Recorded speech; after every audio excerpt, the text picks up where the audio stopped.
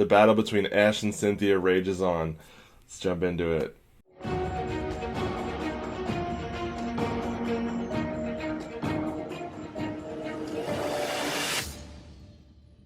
Hey, what's going on everyone? Entering Infinity here. Today I'm back with a brand new video to discuss episode 124 of the Pokemon Journeys anime, where the battle between Ash and Cynthia continues for a second episode. Before we dive into this awesome episode, I just want to quickly say, YouTube tells me that only about 3% of you are subscribed to my channel that watch my videos, so if you enjoy this content, do me a huge favor, consider hitting that subscribe button. It would really help me out as I'm on the road to hitting my next milestone of 1,000 subscribers. I would really appreciate that. Alright, so on to the episode. I have to say I really enjoyed this episode. There really wasn't a lot that I disliked. There was maybe like one or two little things here and there that I didn't like, but for the most part I really enjoyed this episode. So it starts out with Ash sending out his Dracovish, and then Cynthia sends out her Garchomp straight away, and I was like, damn, she's going right for it. I was surprised to see him come out that early. And then I was even more shocked to see that her Garchomp ends up using Stealth Rocks, which I was like, damn, Cynthia's pulling out all the tricks in this one, man. She's really proving why she's one of the strongest champions, if not the strongest champion in some of our opinions. So I thought that was really cool to see that, because that was the first time I think I've seen Stealth Rocks in the anime. And then after only like a quick exchange between Garchomp and Dracovish, Cynthia ends up recalling Garchomp and then switches into her Roserade. To everyone's surprise, Roserade is no longer burned, even though we saw Gengar burn it with Will-O-Wisp in the last episode. But then we come to find out that her Roserade actually has the natural cure ability, which means any status condition that it's afflicted with, when you recall it back to its Pokeball and send it out again, it gets healed. So that's why it's no longer burned when she sends it out again, which was, again, another really smart move by Cynthia to do that. And then we get to see a nice little battle between Dracovish and Roserade. I mean, Dracovish was like really going in for it, and he really wanted to prove himself in this match, and we all know that Ash had an uphill battle after the last episode, so he really needed his remaining 3 Pokemon to put in a lot of work, and they certainly did in this episode. Despite the fact that Dracovish takes a poison jab pretty much to the trachea, he manages to bounce back and take out the Roserade with the Dragon Rush, which was really nice to see. Does end up getting poisoned in the process, and then Ash goes to recall it after that battle, and then he actually dodges the laser to recall it, and he was like turned to look at Ash, and he was like, I am not coming out of this battle, which part of me is like, is a little disrespectful and like kind of like embarrassing to have his Pokemon do that, but at the same time, he really wants to fight so bad that he's not coming out, so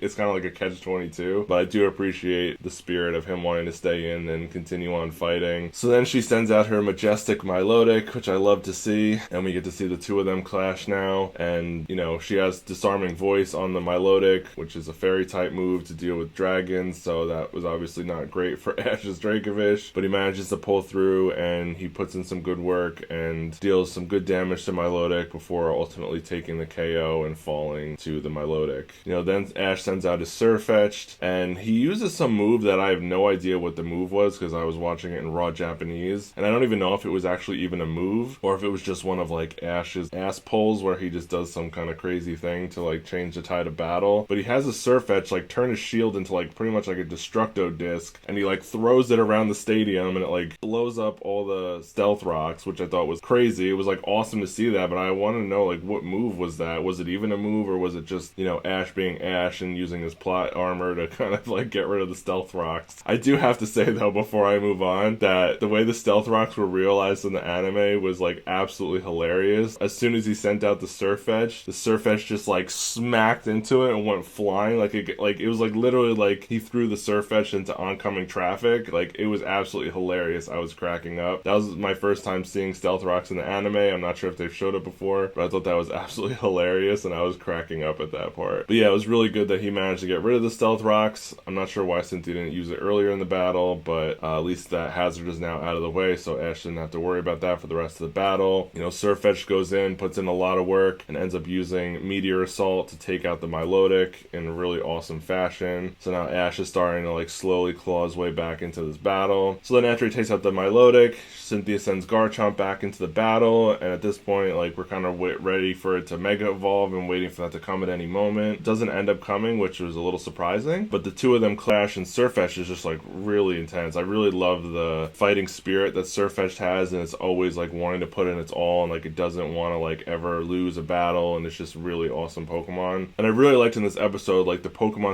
felt like they were bulkier than they've been recently. They were dodging attacks again, like we haven't really been seeing a lot of. So it was really a lot of back and forth and really intense. The music was really good. It was kind of like the best parts of Pokemon that I've been waiting to see in this episode, and I really did enjoy it. You know, Sirfetch'd and Garchomp clash and go at it, and then ultimately Ash goes in for another Meteor Assault, and the two of them clash, and it's like that scene of like the two of them pass each other kind of standing there, and it's like that classic scene where like one of them will fall, but then it kind of just sits there for a while, and like neither one of them end up falling, and you're like, what's going on? And it got to the point where I was like, if Garchomp faints right now, I'm gonna like lose it, because that would be ridiculous. And then like Garchomp like starts to fall, and it like stutters, but like it catches itself, and then Sirfetch'd is just like not moving, and I was like, what's going on? And then they zoomed into its face, and it was like dead, but just like standing there. I guess it had so much fighting spirit and vigor that despite the fact that it was like knocked out, it was like still on its feet. So the judge had to come over and like rule it like unable to battle, even though it was still standing, because its like eyes were like glazed over, so it was like unconscious even though it was still standing up. So Sirfetch'd takes the L to Garchomp as expected, but it did seem to put in a lot of work and actually got some